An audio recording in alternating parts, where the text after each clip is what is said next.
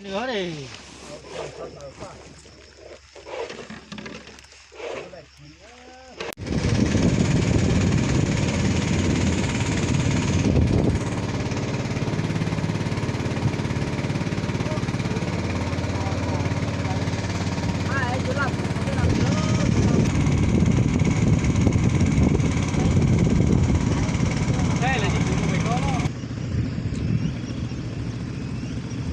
Để nó mà lấy tiền lúc thủy điện nậm dồn nữa này.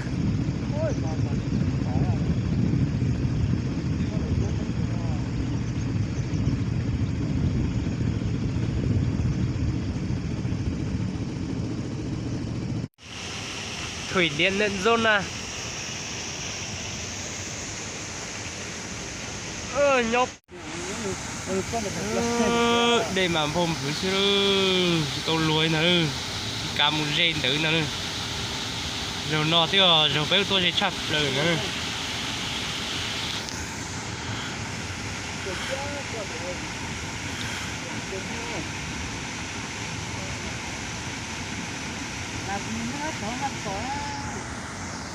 Nó mấy từ kia một sớm kia to rồi.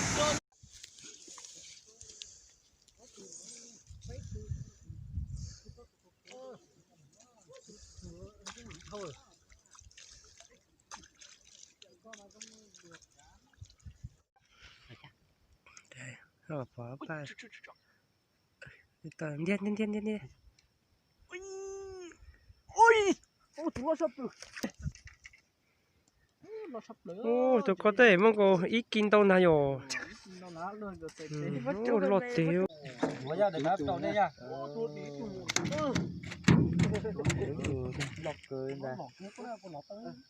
ô tụi con ô mà có bích kinh đâu họ tụi con mà ốc kinh đâu á tụi con bạn đi đây lúc phải bàn chia chia tối đi. Ô lỗ luôn bỏng con á. Tụi con đời nó hiểu con. Ôi tụi đời đời sổ tiêu ai thoái tứ cho mấy tụi chị mà ơi cảm mà Thôi hay đi. chị đau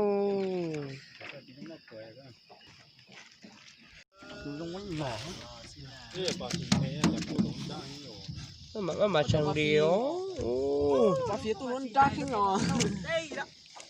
nhẹ ba phi lâu mấy nó giảm máy giảm là một công thì cá rồi thế có một công để làm máy rồi Còn đây cũng có tầm bỏ. Nó là để mà thơm vào đi.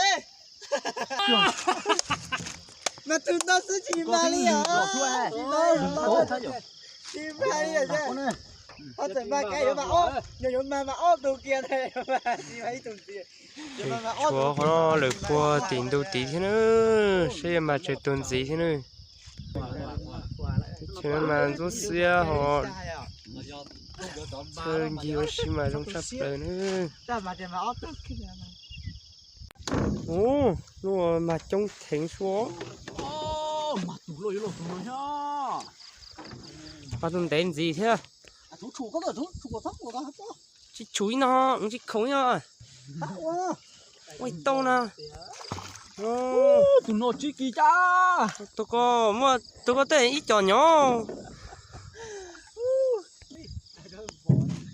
ô mà trống tiền à đi đâu thì rồi chầm hạt chôm đi luôn nó la. lưng tài rồi Nữa hay vô cả má rồi vô vô. chị vậy Tiền nhé, chập lá này gì nữa.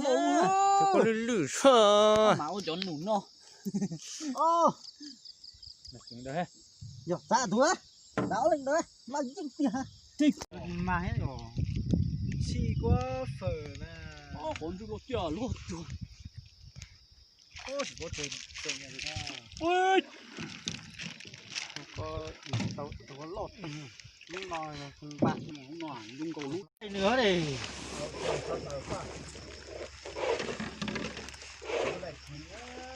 Ta rồi ok ta rồi đủ ta rồi nó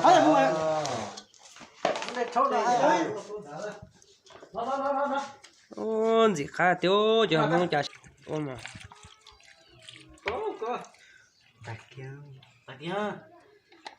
Đền tổng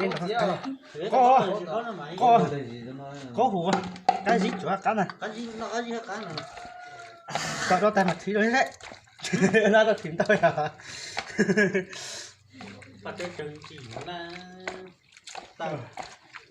nó hay mong đây không chỉ muốn xin lỗi đấy con sự phát kinh cố à cho anh chị tao chị cho là con nó con quỷ nói còn lại hàng thế